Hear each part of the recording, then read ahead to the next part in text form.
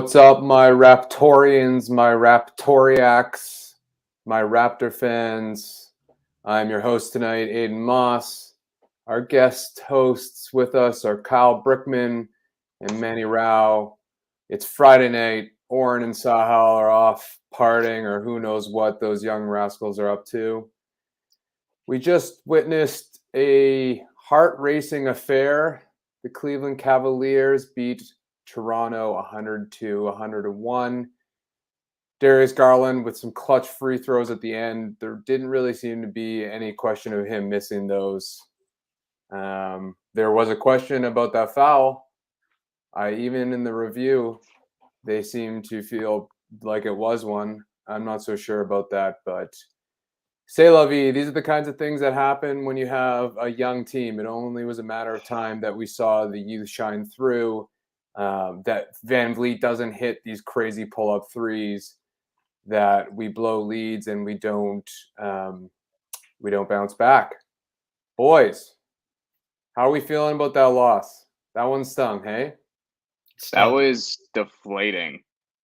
Honestly, that was one of the most deflating things I've seen in a while.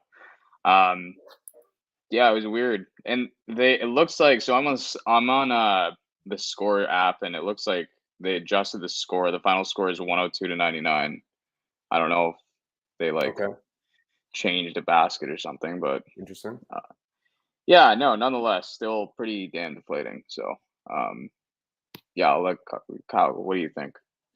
Man, he's too depressed to say anything. I don't know. No, it's a tough one. And I think a lot of Rap fans are gonna blame the refs, and I don't love how the game was officiated, but I think we ought to be honest with ourselves. You know, the Raps are kind of begging to give this game away. It was a really rough third quarter. It was a really rough closing stretch, and like you said, it's just a young team. This kind of stuff was bound to happen. In fact, it's miraculous that they avoided it for this long. So hopefully, better days ahead. Yeah, the first half, it looked like we were just going to run away with this. You know, we came out hot. Our defense was locked in. The two, as I kind of foresaw happening, the two smaller Cleveland guards were just overwhelmed by our length and our high ball pressure.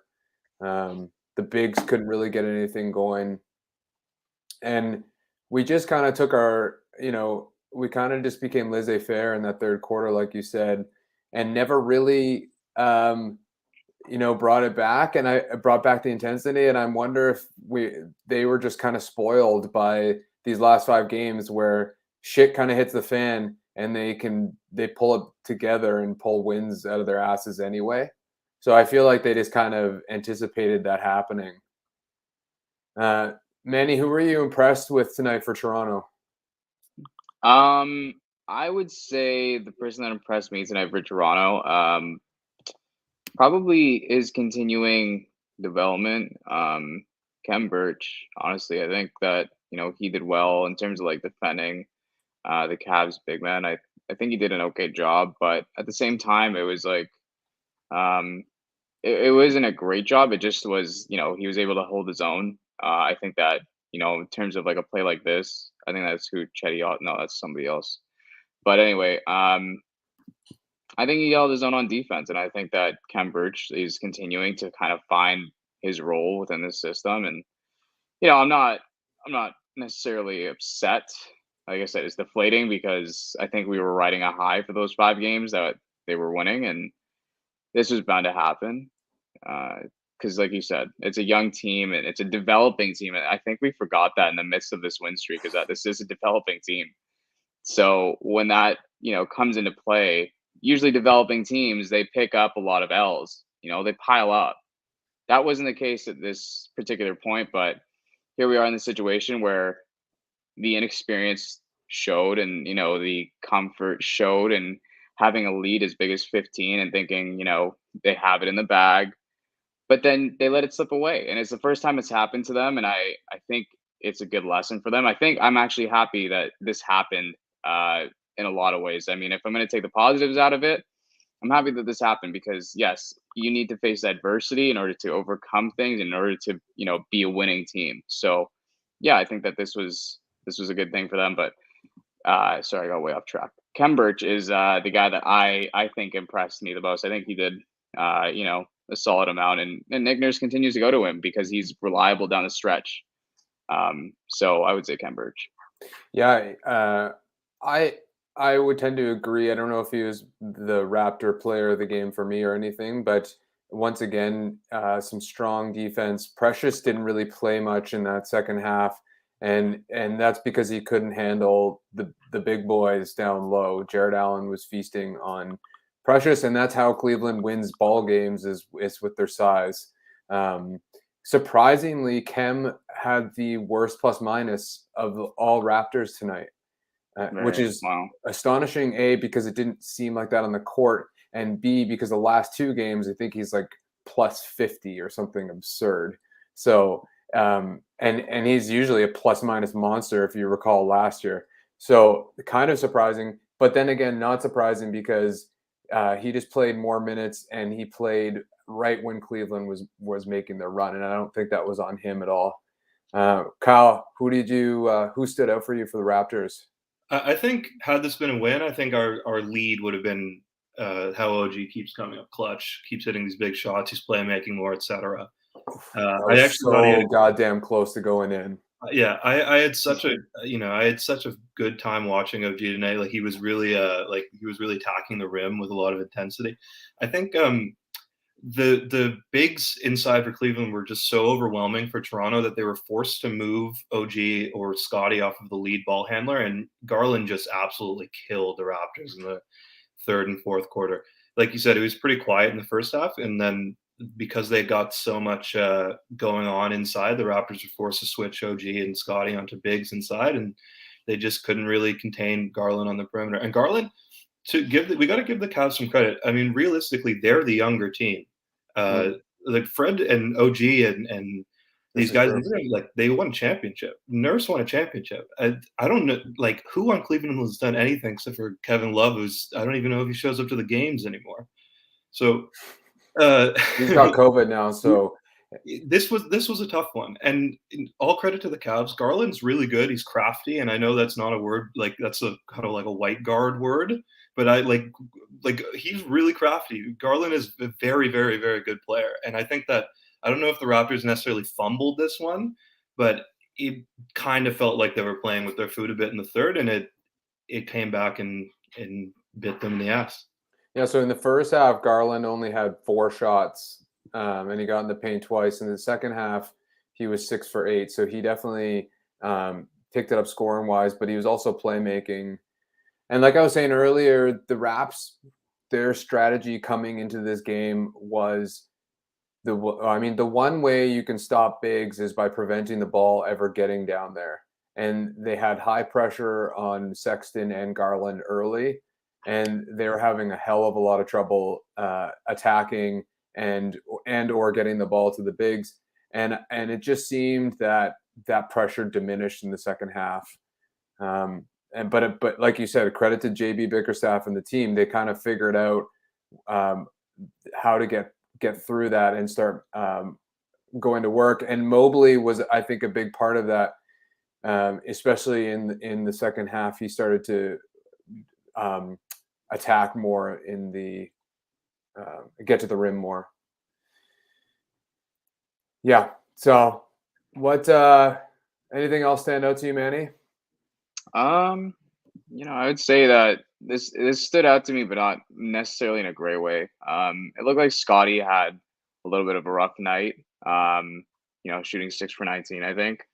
I think a lot of that just comes down to, I think time finally catching up to him. I think it's, he usually occupies the paint or inside within the 3-point line, and I think Cleveland's bigs, they were just that's a really good big man duo they have with Mobley and Jared Allen. I think it's going to be one of the best probably in the next year or two. And I think that ultimately is what kept Scottie from having as successful of a night as he would have liked to, or as he's been used to lately.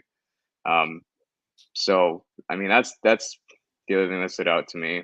Yeah, it's a good point. He looked like his thumb was bothering him.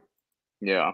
I don't know if it was just the wrap and the way like I've had a effed up thumb before, and it's just like there's nothing you can really wrap or put a brace on that makes it all that great. It's just going to bother you.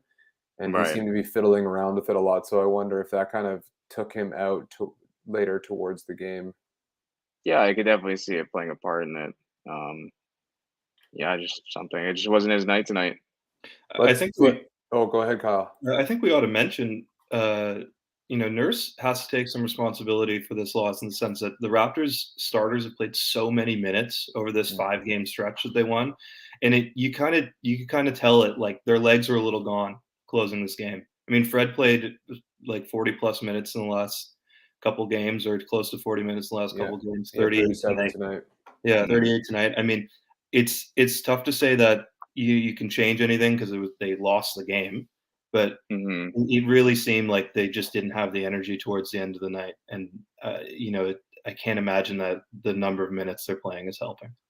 And Yeah, it's game 7. I know. How long is this going on? Is this going to go on for? You can't play a whole season 40 minutes a night type thing. Yeah, Yeah. and I think you're right that started to show, and those unwarranted Freddie pull up from threes that were happening in other games, and you'd be like, no, nice. That was happening tonight, and those weren't dropping, and sometimes that can be a consequence of fatigue. On that note, I thought Banton and Flynn played very well. Banton finished with 11 points, a couple boards. Once again, just kind of like a catalyst of energy. And Flynn defensively was incredible. He had a couple of steals. He stayed with Garland as best he could. But they only played a combined 16 minutes. So that kind of seemed like something Nurse could have gone more to and chose not to.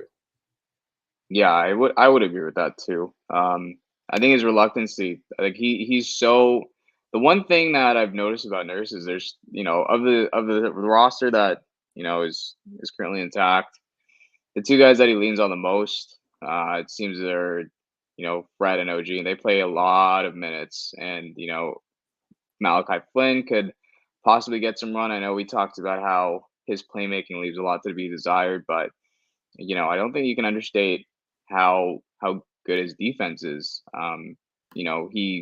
He came up with that one play. I forgot what it was, but it was. I should have asked you guys to timestamp this, but there's a one play that he had where he stripped the ball off of one of the bigs and got the ball back, or I think Scottie put it back in or something after like getting 2 offensive boards in a row. When Flynn, yeah, Yeah, he let it. I couldn't think of a GIF that I wanted to use, but he yeah. felt like there was a fight going on, and he's like the little like gremlin dude that comes from Yeah. behind and just kind of kicks the guy in the back of the shin and then runs away. Yeah. Like it was so funny. He just kind It of was like great. tiptoed over and was like, "Bleh," and Yeah, poked the ball out. he's like the guy that just comes in, sucker punches you, then leaves, like runs away like Yeah, hell. exactly. So I mean, that was something that I think that was sorely missed tonight. I think like just like that defensive intensity. But at the same time, I think Nurse has to be able to trust Malachi, to the point where he's able to leave him out there for a few minutes to do that. And I don't know what the dynamic is. Clearly, I think Malachi's getting in there, but is 7 minutes enough to really see any progression? I don't think so. But Delano also, I love Delano. Anything he does, he can do no wrong in my eyes. So, he's a +5 as well, 11 points, like you said. And ultimately, I think that the bench definitely needs, as much as we say the starters have played a lot of minutes, the bench needs a chance and an opportunity to show themselves. And so it's kind of like, where do you find those minutes for them if you're not, willing to give your starters somewhat of a rest? Or have the Raptors been playing this well because the starters have been playing this many minutes? Yeah, I don't know. It's interesting. I'm really interested to see what the bench play looks like going forward, because I think that you guys hit it on on the head when you said that the starters played so many heavy minutes over these last few games that it's they need a rest. They lost their legs, so Yeah.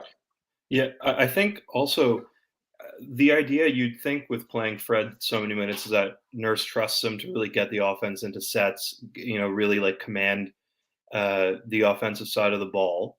But that third quarter stretch with Fred in the game, there was like middle of the third quarter stretch when the Cavs went on a big run to close the distance. The Raptors basically weren't getting into any offensive sets at all. It was a series of like directionless ISOs, no movement, nothing against a stagnant defense, not even really in transition. I mean, I understand the idea of playing Fred heavy minutes if he's capable of playing that point guard role and you don't trust Banton or Flynn to do that. But when he's not necessarily getting the offense into rhythm or getting them into sets, why not have Flynn or Banton out there and buy Fred 5 minutes? Totally.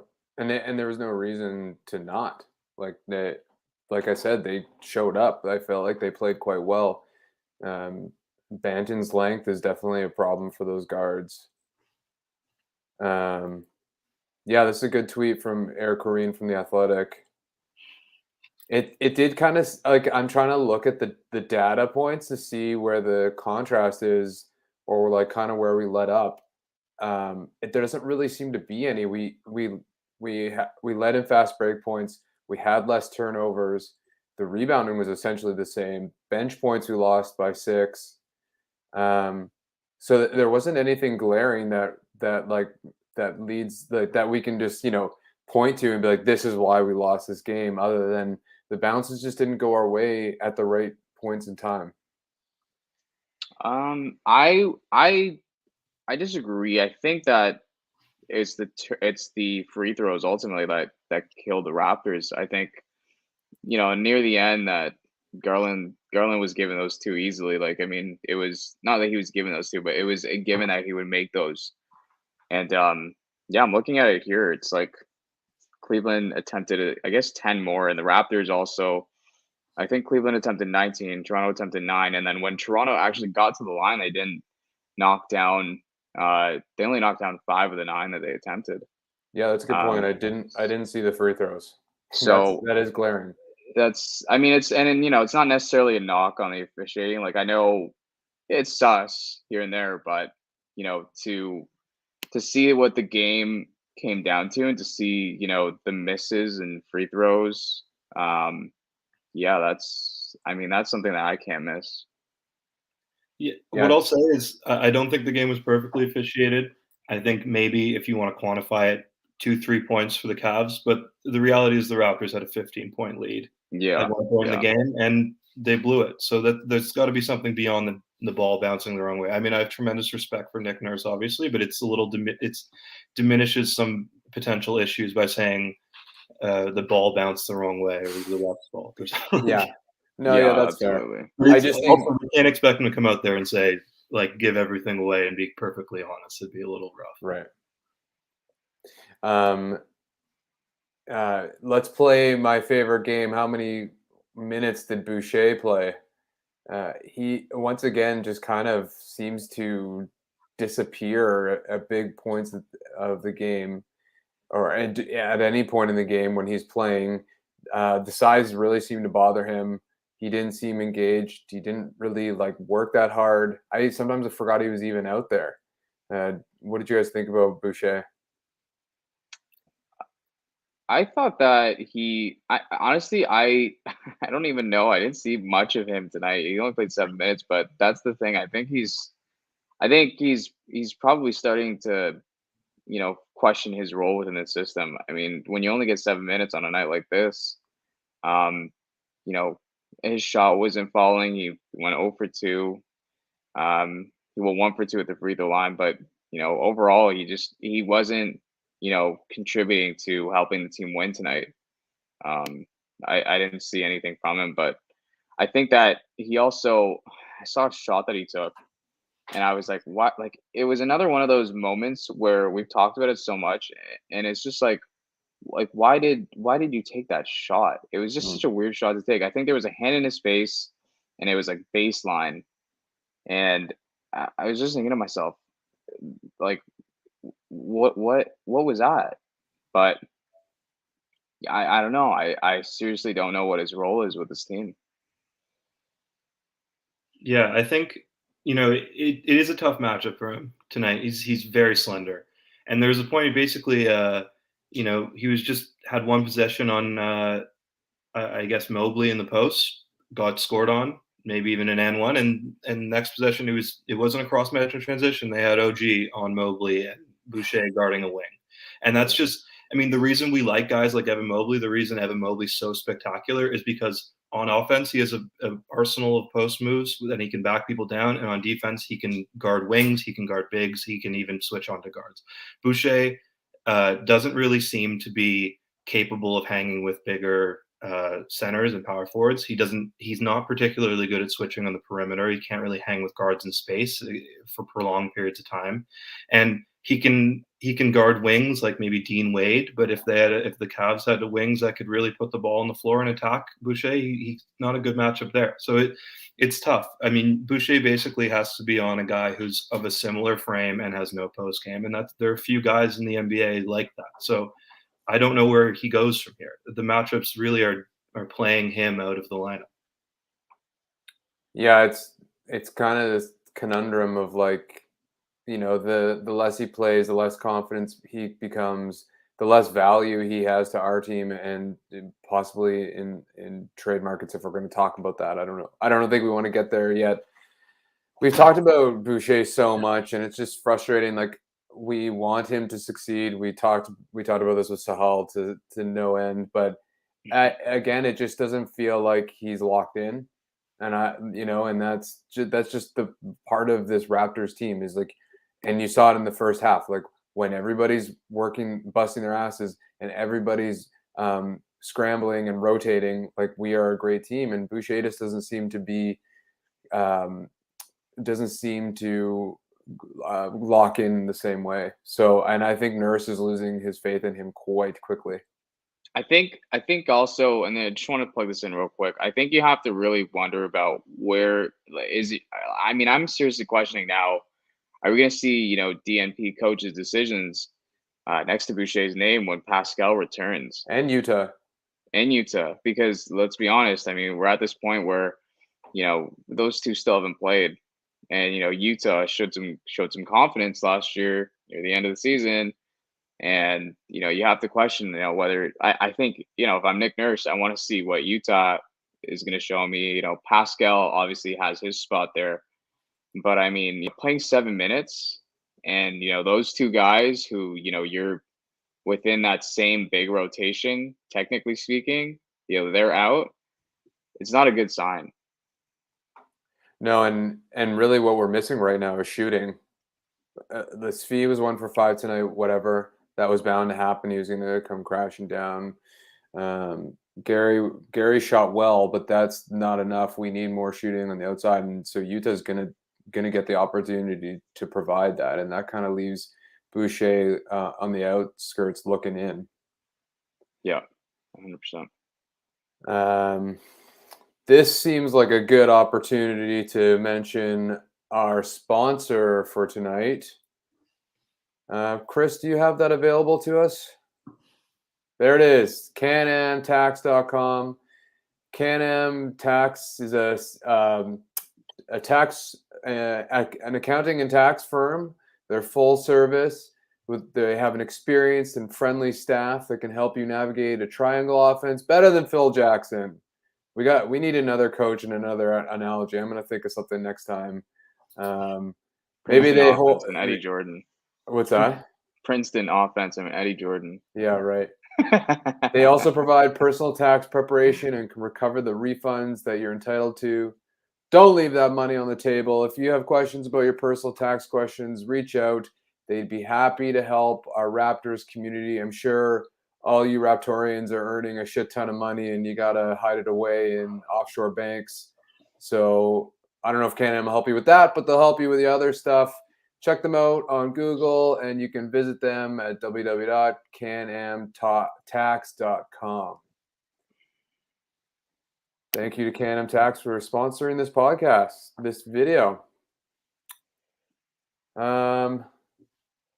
shall we get into some film? Do you guys have any other thoughts that you want to lay down before we move on to that? Go on, Carl. Yeah, I think there's a conversation that we should have maybe a little bit after the film about what the rotation looks like when Siakam and Utah are back, because I think that is sort of looming over this this loss tonight, and I don't think things are going to be very smooth in the locker room, and that could be a big problem. That's interesting. Yeah, that's a very good point, because I feel the same way. Okay, well let's put a little on that and come back to it. So we're gonna do some film breakdown for any new viewers. We look at a couple of plays, make some comments, good things, bad things, break it down for you. Commenters, please share your thoughts on the side. What do we have first, Chris? Okay, so this is me here. We missed sort of the beginning of the play here. So it's a typical Gary Trent Jr. play, which is that the man has been a terrific defender and he has a tendency to gamble. And I think it's fair to say that he's simultaneously improved his defense and is one of the best defenders in the team, yet takes these unnecessary risks. And I think that we were talking the other night about how the Raptors seem to have incredible help defense at every position. I mean, even there, Fred instantly notices the free runner through the lane and puts ball pressure on him, and then enough so to slow him down, and Birch can rotate over.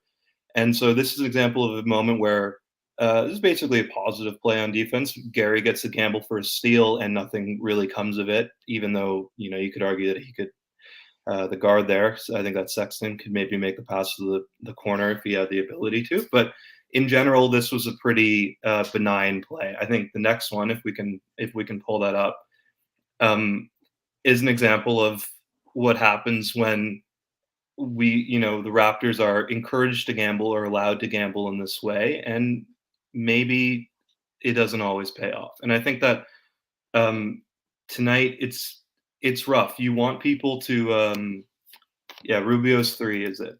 You want to encourage these guys to make plays and create turnovers. That's how you get out and run. That's especially when your offense is rough like this.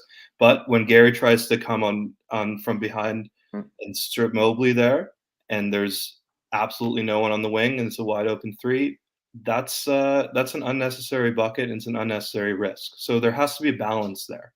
Yeah, it steals tonight, but then that's directly his fault on that 3.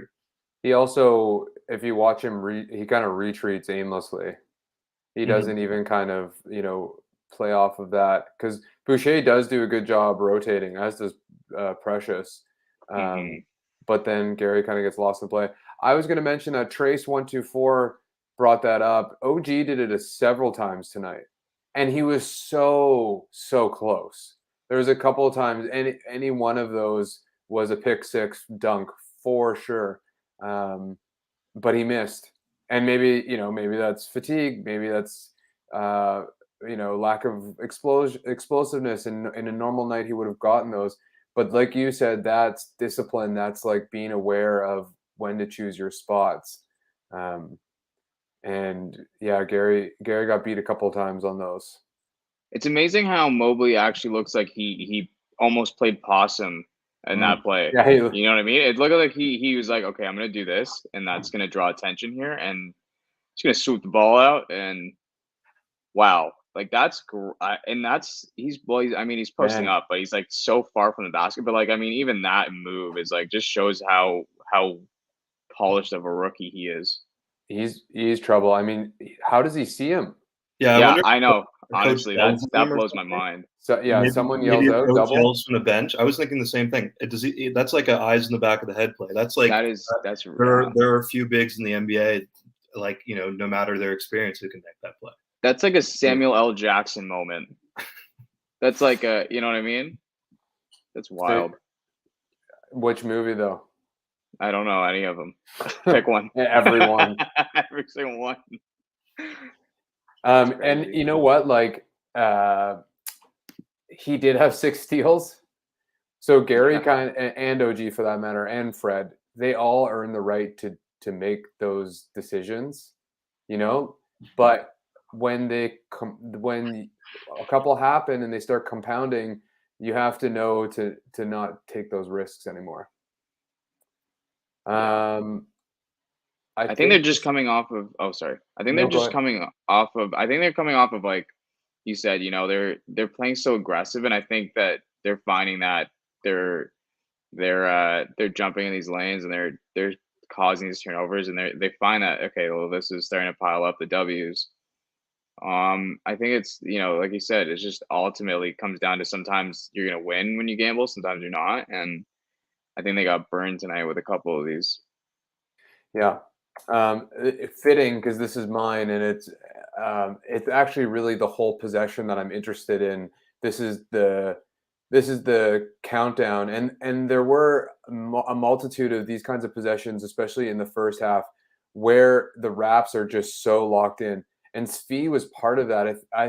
What's cool is the Raptors, especially in the Nurse era, get certain guys who just kind of get it, and I feel like every game, more and more, Svi is just understanding his role and what to do. And I see a lot of Gary Trent Jr. in him. Funny enough, like they're not they're not the quickest guys laterally, but their hands are really active. They get really high up into players' pockets and make them work.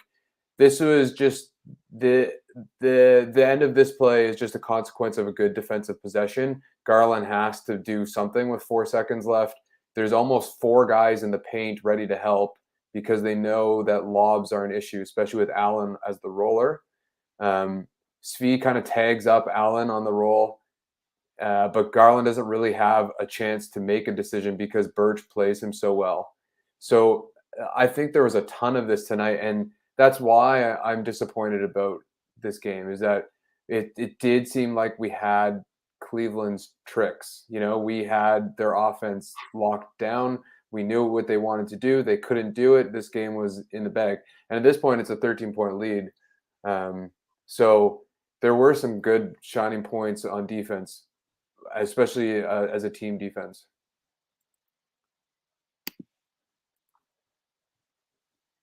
Oh, I remember this one. This is another good example, eh? Manny, this is you, right? No. This is just, I think, another defensive one that Chris showed us.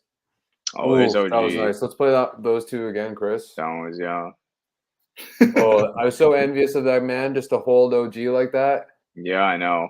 Everyone patted him on the back, man. I was like, it took me back to when Kyle Lowry got pushed by that Warriors owner in the finals against Golden State in 2019. It took me back to that, and it was just like, obviously it just did, because you see the fans being so nice and patting him on the back or whatever, and like, yeah, OG, you're safe here. OG, you're safe here. Stay here. Actually, OG, he did feel like very uncharacteristically lackadaisical on defense tonight. I mean, this is what happens when you not only play so many minutes in so many games, but also take on such a big burden offensively. Sure. And you can afford to be lackadaisical. And I'm going to drop Dean Wade's name again, but you can afford to be lackadaisical when you're basically guarding Dean Wade in the corner type thing. But it was a little strange. It's like the most out of character thing I've seen from OG and forever. I've never once felt myself being critical of OG's defense, and it's not a problem, but it was a little odd tonight. That's what I'll say. Yeah, I think even offensively, I mean, he shot 10 for 21. He played well. He had 5 assists actually, which might be a season high.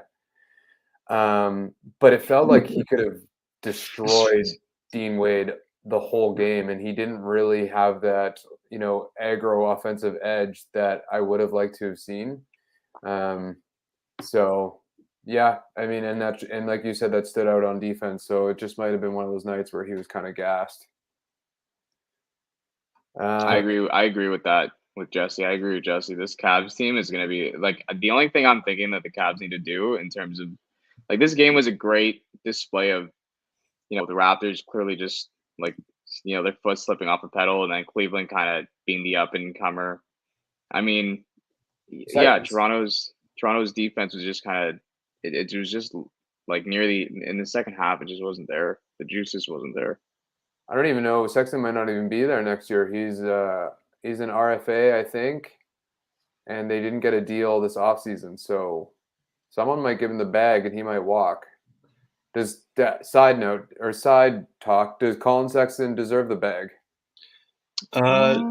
It's always I have this thing like there is no perfectly paid NBA player. There are guys who are on rookie contracts who are way underpaid, like the Lucas and the Zion when he's healthy, and then there are guys like Andrew Wiggins who get a max and are like like not necessarily good enough for the max, but you have to pay them. So what is deserving of the max? Because if you look at all the max guys, all the guys who get the bag, there's a good half of those guys who the average NBA fan would say, like, that's a terrible contract. I don't want that. And teams are forced into giving them it. So I think, the Cavs will be forced to give him the bag. I don't think that's the worst decision ever. Like, I don't think it's maxing Andrew Wiggins when Jimmy Butler's on your team bad. But it's not – I don't think they're going to be super happy about it. I think it's like a grit your teeth and throw the bag in his direction type thing. I don't know that it's going to be a max. I think that what you do is if you're Cleveland, I think you want to wait to see, how your season goes. Like if they end up in the lottery again, you're going to see, who they take. And if they want to trade that pick, maybe with somebody else and get a different player. Or number two, you wait until now they have to wait until next summer when he's a restricted free agent. See, there's another team that's going to offer him something. See what his market is set at. Decide whether or not you want to match it. That would be my strategy. It's one of those two. Yeah, well, and they got to see what Okoro does this year. It's probably too early for him, and we didn't see him tonight because he has a hamstring, I think, issue. He's still very raw, but we saw in summer league that he could be something, and defensively he's already a rock star. So. They have a promising future. Allen's locked up. Mobley's nice. Markkanen, surprisingly, the Markkanen, Mobley, Allen trio is like holds teams to 90 points per 100 possessions, which is absurd. I had no idea that would be a thing. That's amazing. And they're a horrible 3-point shooting team. They have a lot to unlock still. So, I mean, I wrote about them 2 days ago. They and the Raptors were two of the three surprises of the year for me so far. And so I'm not surprised that Cleveland won this. I didn't think it was going to be a walk in the park for Toronto at all. I thought it was. I thought 100% it was going to be a Let's talk about that. Let's talk about Manny's lines. So, not the Friday night kind. As I said in the lineup, I thought Toronto was going to cover the spread. I thought they were going to win I thought it was going to be a blowout win. The reason I thought that was because Cleveland right now, they average 25 assists per game, 7th in the NBA. They also assist on about 65% of their baskets. And when you think about the Raptors, they swipe the ball out of their opponent's hands at least 12 times a game. So I was thinking, okay, there's going to be a lot of opportunities for the Raps to cause some chaos on defense. Now, not only that, but Cleveland allows opponents to conjure up 12 offensive boards a game, 12 offensive boards a game. Toronto rebounds the ball on the offensive side 14 times a game. This was cake for the Raptors. This was literally a matchup handed to the Raptors by the basketball gods on a silver platter. And I'm not gonna lie, I was very. It's not that I didn't think Cleveland was good, but I thought based on the numbers, okay, Toronto has this one, and Cleveland, although they're young and they're good and they're offensively versatile as any other team in the NBA, I don't think I think the inexperience with Cleveland is really going to show, but that clearly did not happen. The Raptors got a little bit comfortable, they got a little lazy, and near the end, that's what happened. But you hit the under, right? I hit the under. It was set at 212, and I hit the under. So once again, I hit the under. I'm now, I think I have an even record of 15 and 15 because I went 1-2 today. That's not bad. That's not bad. So I mean, hey, we're gonna keep on building from here on out, and hope that the Raptors win because. Damn it, this was just a game that they lost. This wasn't a game that, this was the Raptors' game to lose, in my opinion. Guys, I got some breaking news for everybody. I'm going to throw this up here. 1 second. Here's a tweet. Raptors are waiving Sam Dekker, according to Blake Murphy, according to a source. The Raptors are really close to the luxury tax line. And so until they get rid of Dragic or Boucher, whoever, Sam Dekker's the out man. I never liked Sam Dekker. I wish Ish had been the 15th guy, but maybe I don't wish that because he got signed in Phoenix and secured a spot. So bye-bye Sam Dekker. Nice guy, but didn't need him, especially with everybody coming back, especially with Banton playing the way he is. There just wasn't any room for him. So, breaking news. I never saw him as much of I just thought he was a one-dimensional player for the most part. Did anyone else think any different? No, I mean he's a 15th guy. Yeah, this doesn't move the needle for me. Not at all. I think that Raptors fans are probably like, my initial reaction to that was like, these owners won't pay the tax. Are you kidding me? But it's like, you know what? I'm okay if they're dodging the tax. I'm actually kind of fine if the cost of dodging the tax is only Sam Dekker. That's okay with me. I'm not going to freak out about that. Not at all. No, not at all. I'm going to sleep soundly tonight.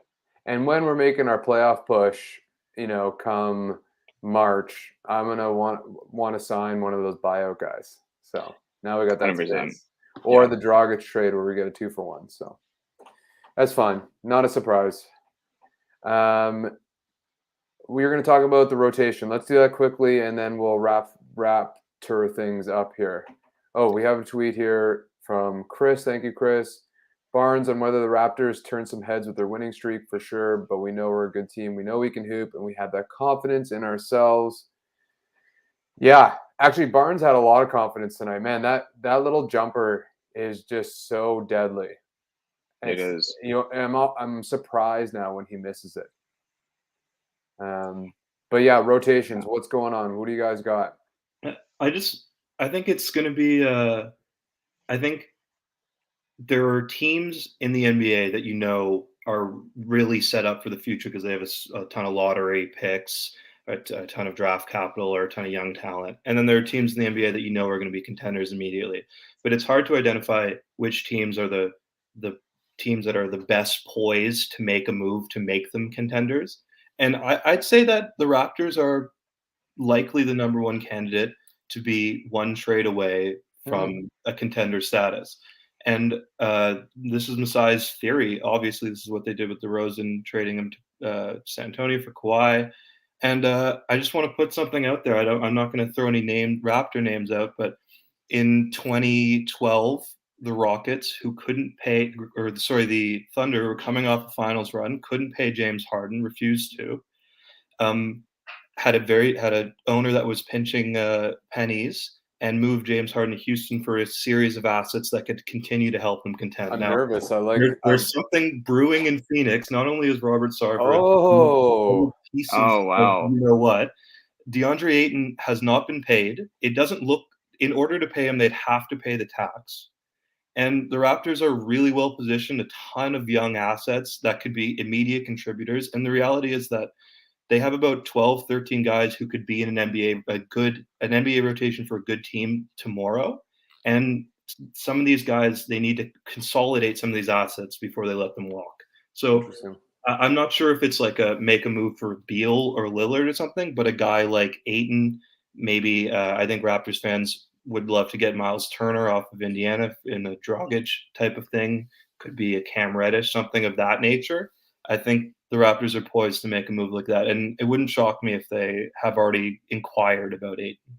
Love that, Kyle. That is a hot goddamn take. I love it. That just blew my mind, dude. Wow. I got nothing to say. Ayton, Sarver. We know Sarver's a racist and a misogynist. Yes, and we also know he's a miser. So, he's not. He decided not to pay Ayton. It's gonna come back to bite him in the ass, and deservedly so. I like it. I like it a lot. It's very cool. I also want to keep my eye on Wendell Carter Jr. I don't know. He hasn't gotten paid either, right? Yeah, Not yet. There No, are a lot of young bigs who aren't really getting the bag Yeah. that the No, Raptors, would be happy to pay. Who are you trading for Marvin Bagley? nobody. Yeah. At this point, nobody. Because the thing is that here's the thing, though. It's funny that we say that because I don't know that I necessarily wouldn't trade anybody for him. I wouldn't trade anybody of any substantial value. Like, I wouldn't trade Malachi Flynn for him because just not my. I just wouldn't do it. I don't think that he's been developed properly by Sacramento. I think if Sacramento wants to offload Bagley, then it would take. The most I'd give up is a couple of second round picks. But Dude, Kings took honestly, Terrence Davis off our hands like willingly. I feel like we could. yeah, I feel like we could give him a paper bag full of apples and call it a day, and they'd do it. Yeah, I was They've going to say. totally mishandled that. honestly, he would probably flourish in Toronto's developmental system. Like, For I just think sure. that anybody that comes to Toronto, the Raps just have the best development system in the league. It's no secret. Yeah, we've dealt with spicy easily. dads before. Yeah.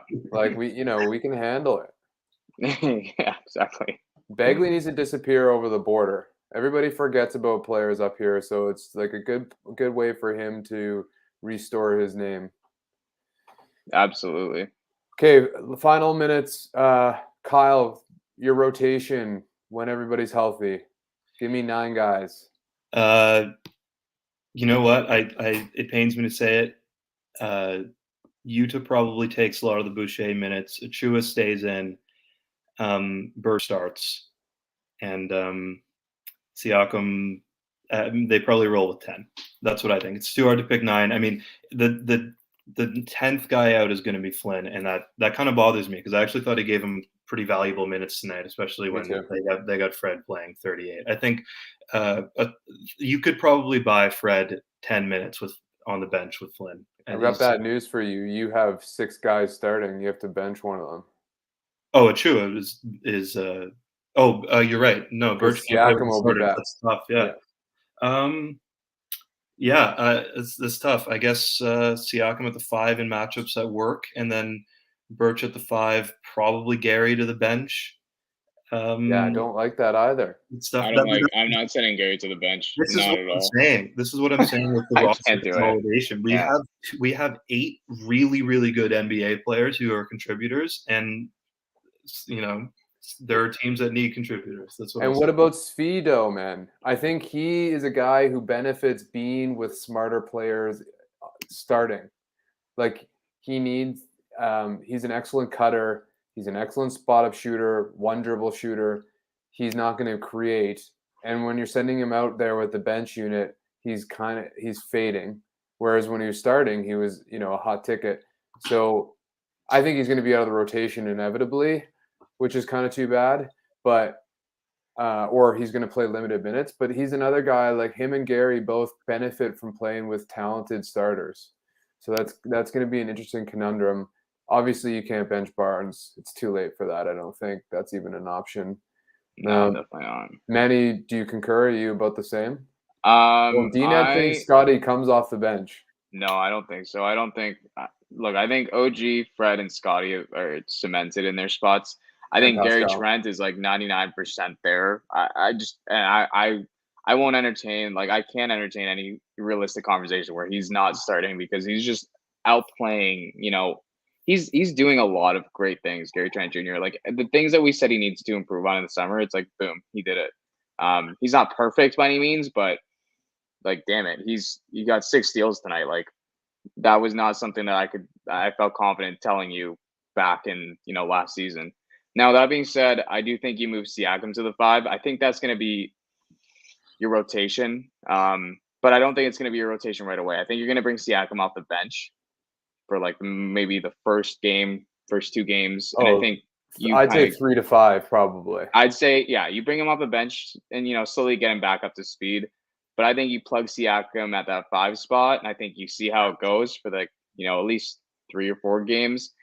And then you make a decision, because that's the thing is you're going to be experimenting with these lineups regardless. You have to see what works.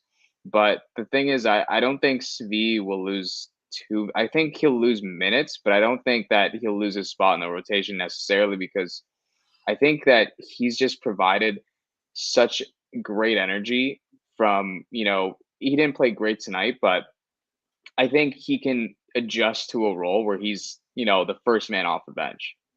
I don't know what the rotation looks like, but I would say starting five would go Fred, Gary, OG, Scottie, and Pascal. My bench is going to be, You got a lot of bigs on your bench. yeah, Khem Birch. I'm going to say Delano Banton. I'm going to say Svi.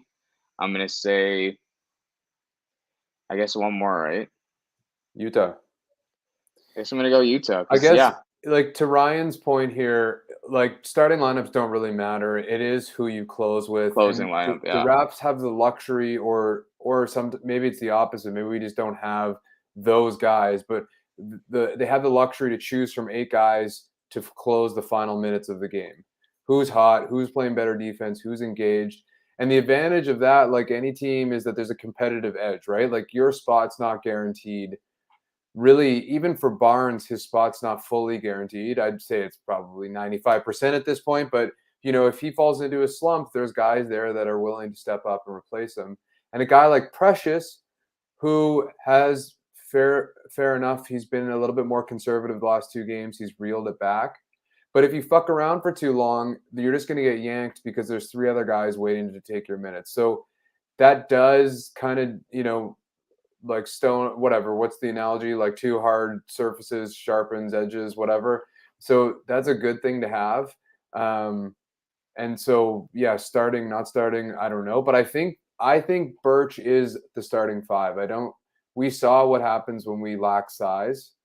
Again, it'll depend who our opposition is too. Iron sharpens iron. Thanks, Chris. Chris, the idiom guy. Yeah. Aiden's come out with sharp objects, sharp sharpens object, orange. and he brought up a little goblin in reference to Flynn, as if that's something like everyone knows. Everyone knows the goblin that comes in when you're in a street fight. You guys know classic street fight goblin. Yeah. I'm reading too many fantasy books. It's the end of the week. The brain is exhausted. So maybe that's thanks, Ryan. I am a poet. If you guys have read my articles, I go into weird random thoughts in my brain, and most of you like it. So you said something interesting there real quick. I just want to say this real quick. You said something really interesting about how guys and have this competitive fire for these minutes. And I think what you said directly applies to Boucher more than anybody. Yeah. 100%. Yeah, him and Precious, they seem lackadaisical, and it's like, dude, you are about to have 2 more guys who deservedly go into the rotation ahead of you. Like, prove us wrong. Absolutely. As long as we're not More exhausting, we're just exhausted. I mean, he probably has a little bit of jet lag, maybe.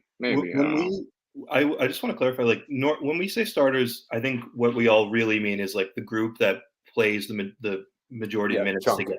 Yeah. Yeah. So, and I think it's like we were advocating for Birch to start even over Precious, and I think that you're right. It doesn't matter who starts; it matters who closes the game. But let's get Birch more minutes with the starters. I don't think you want to open with Precious, fine, but and it's okay if you close with Birch, but let's have Birch open the game. Let's maximize the minutes that Birch plays with the starters. That's just the reality of what the lineup construction is, that Birch plays better without those other 4 guys, and Precious is likely more suited to the bench. And we still really haven't seen that. I mean, Precious is at least a third of Precious's minutes came with the starters tonight. Yeah, and he only took 3 shots. It's relieving to see that he's toned it down. Like, there was a couple of times early in this game he was pretty much wide open. He didn't even look at the rim. And maybe that's a little bit of confidence. Maybe that's like coaches saying, yo, you're still a raw power forward. It's not in your set of tools yet. So if he does that and he plays good defense and he rebounds and he switches out on the perimeter and does those kinds of things, he's going to get minutes. But I think if we are in contention towards the end of the season, I think Precious is him and Boucher are the 2 guys that might really shrink in minutes, especially when you want Barnes rolling in the 4 spot. And let's just say, knowing Boucher, and I'm not going to get into it, but knowing what we know of Chris Boucher, how happy is he going to be to sit on the bench and not play minutes? He's That not at all, man. It's gonna be a confidence killer too, and it's that in combination with Dragic, who's old, who wants to play for a contender and isn't getting into games to even show himself off. I mean, I think Nick Nurse is a guru. He's probably has incredible control over his players, and I think he knows how to manage their personalities. But this is really tough. This is a tough decision, man. Masai has a calming elixir that he feeds everybody to, but absolutely, it's kind of interesting. Like, more than other teams, we have a lot of guys who feel like they deserve to play, and even Flynn, which is like, dude, shut it. You're second year, you don't deserve anything. But like, when he does get the minutes, he does prove himself. So it's like, it's an interesting conundrum, and I mean, that's why you get paid the big bucks as management and as coaching, is you wield these challenges properly, or you don't. So it'll be interesting to see. I mean, he definitely proved himself tonight. Flynn, with he got 3 steals in 7 minutes. Like, that's pretty good. Can't say I saw that earlier on this season from him, but yeah, man, I don't know what these guys are gonna do. Everybody can definitely make a case for themselves, but I do not envy the decision-making tasks that are going to come once Utah and Pascal are back. It's going to be tough. Okay, we're going to leave it there because we're going to probably talk about rotations every game for the rest of the year, depending on who plays well and who doesn't play well. And hopefully everybody's healthy and that won't be an issue. Thanks for listening. Happy late Friday night out on the East. Happy going to the bars soon in the West. Brooklyn on Sunday. I have to admit, I was watching the game on the side because I had some money on Brooklyn and Golden State parlay, and Brooklyn almost lost it to Detroit tonight.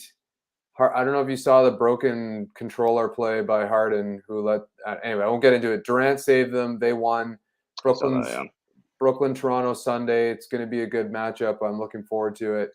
Guys, thanks for joining. Thanks for having us. Much appreciated. Everybody get rest. Enjoy your weekend, and we'll catch you Sunday.